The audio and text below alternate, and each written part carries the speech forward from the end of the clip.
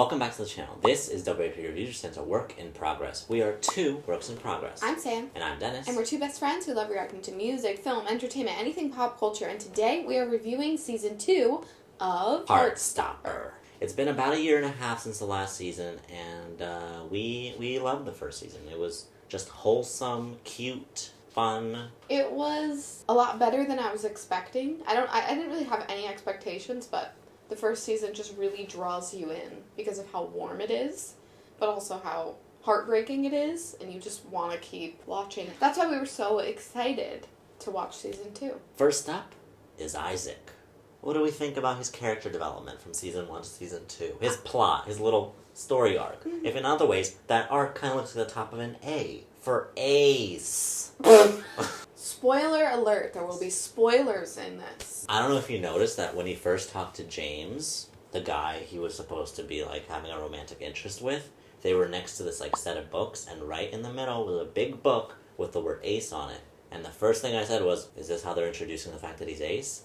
And then he went to that book at the end of the season and picked it up. I am a writer. You're welcome. Thank you. Hire me. Dennis was really proud of that. I mean, Isaac is just such a sweet character. We got to learn more about him in Season 2, and I think it was just like a very sweet way of introducing his character a little bit more. Yeah, he was a bit one-dimensional in the first season, but I do think that I wish in the next season I could feel more of why he's a part of that group. He doesn't seem to do anything but say some comments here and there. For me, I can't think of an asexual character in any show. I can't think of one. So I think that says a lot, and is why it's so awesome that a show, especially with teenagers, it's especially important. Next up is Imogene and Ben.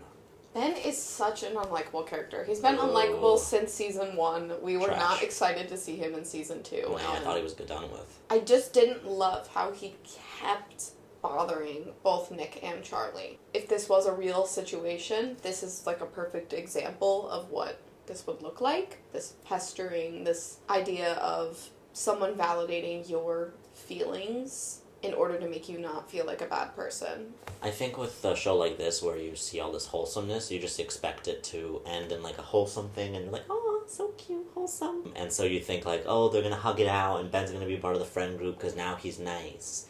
That's kind of where I thought it was going, but the entire time I thought, I hope it doesn't go that way. Charlie doesn't owe him anything. Nick has the right to be mad at him, and I loved how Nick was protective of Imogene. And I also really liked how they included Imogene into the season. I'm really excited to see next season how she can become more of the core group. I'm wondering if that's how they bring in Sahar as a romantic interest for her. I loved the sleepover. That was one of our favorite parts of the whole show, was the sleepover scene. It was just so wholesome and sweet, and we just kept thinking oh, I'm so jealous. To go back on the Ben being part of the friend group, I'm also really glad that Charlie had those moments of standing up for Nick. Another unlikable character is Harry, so the fact that Charlie had these moments of bravery, I don't know, it was such a powerful thing to watch, because not often do you see in real life people actually standing up for their friends and the people that they care about. I liked how in this season they showed so many different reactions to him coming out, the whole broad spectrum of it. With Imogene, how she assumed something, and then he corrected her, and then she just hugged him and apologized. It was just so wholesome. I'm excited for Imogene more in Season 3.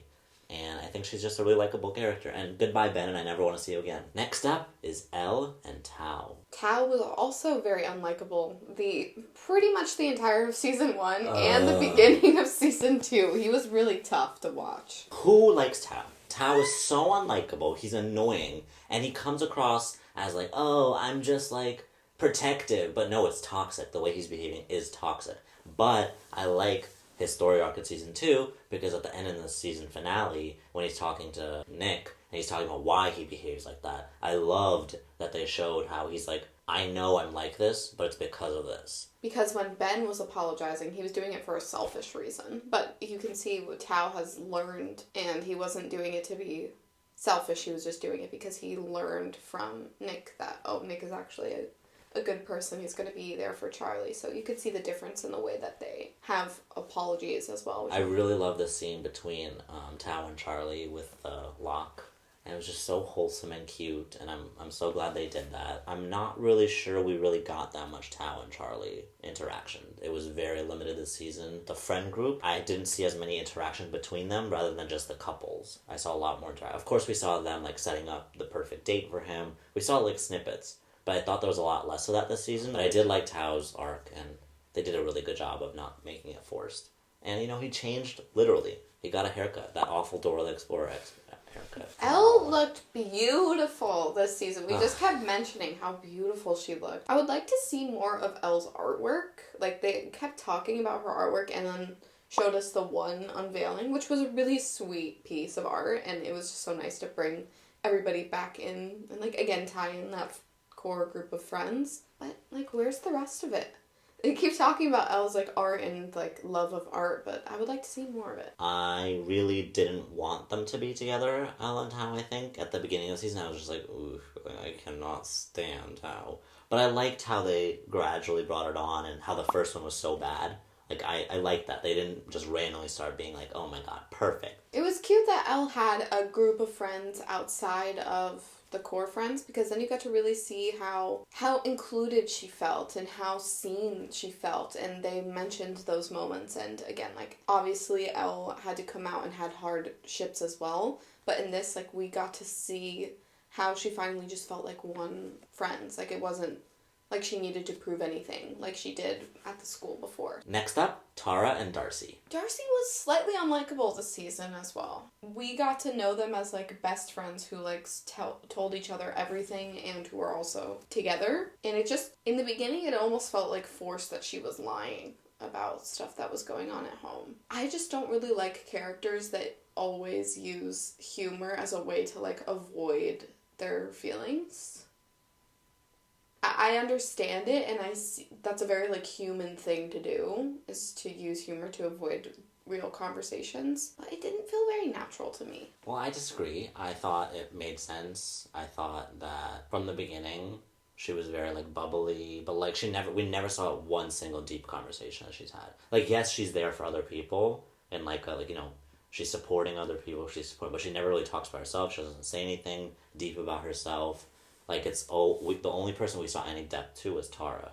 So I think with Darcy, it made sense that in the second season, we saw that bubbly exterior was just an exterior. And I don't think that's unlikable. I think that's realistic, and I think... Usually I don't like when a certain storyline is brought through the entire season, because I'm like, oh, this is so much. But I think for that storyline, it makes sense, because Tara's vision of Darcy was so clouded in the bubbliness that it takes a long time to kind of wake up from it. With Tara, we didn't really get any background for her. I mean, there's so many characters, you can't really fit everyone in, but Tara in this season played as a role of basically just being the foil to Darcy's storyline. I wish she had her own storyline. I think the ending of their, like, the last episode that they were in when they confessed how much they loved each other, that was a very sweet scene, and it had Dennis and I, like, just happy and just excited to see where their relationship will go, because I think people look at them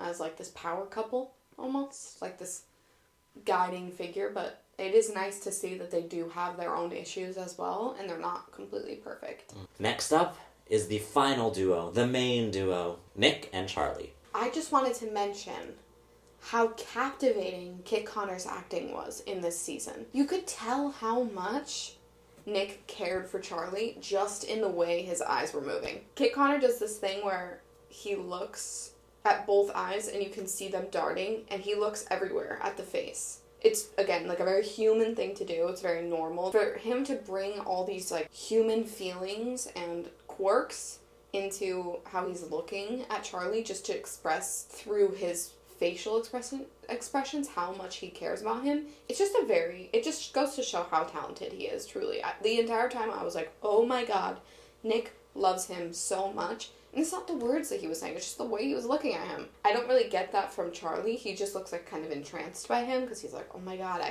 I can't believe that I'm with you. Like, he always looks dreamy when he looks at him, but Nick looks infatuated with him, and that's a really hard feeling to come across when you're acting. That last scene when they're talking about Charlie's eating disorder was heartbreaking. It was such a needed moment for their characters, and I just thought Kate Connor did an incredible job in that scene. I don't know, there were so many emotions wrapped in that one look that Sam and I both were like holding our breath. It was really impressive acting. It's like he acts at like a really high frequency of vibrations, like whether it's intense love or intense anxiety or intense happiness or intense anger, it's always intense. Even though he's like kind of calm and laid back, the energy he gives out is really intense. It really comes across on the scene. And whether it's like with his friends and he's listening to them and giving them advice, which actually that's one of the things I really liked about this season, was all the little moments they gave to random pairings that maybe we wouldn't expect. Just little moments that kind of, especially like when Nick and Elle were looking at that art piece on the ceiling, like that little cute conversation was just so wholesome. He had so much to work with this season. There's so much emotional complexity this season because he was dealing with so many different types of relationships, whether it's friends, whether it's a best friend, a childhood friend, parents, dad, which was another thing that they didn't just make it all nice and good, right? When the dad left, he didn't just go, you know what? I do love you, and I will change. And it wasn't like this dramatic moment where now he's seeing the light. Like, that's not how it works. If there is change, it's usually slow. What makes a good performer, whether you're a singer, an actor, an entertainer in any way, a singer knows when to use all of their voice and just enough. What makes a good actor is the same thing. Going almost all the way super dramatic, but then having this moment where you know that they could do more, but they stop right at the perfect parts. And he was doing that the entire time. You know he could give more, but he is going to give you the perfect amount. He was my favorite this whole season. He was everyone's friend. He was such a good listener.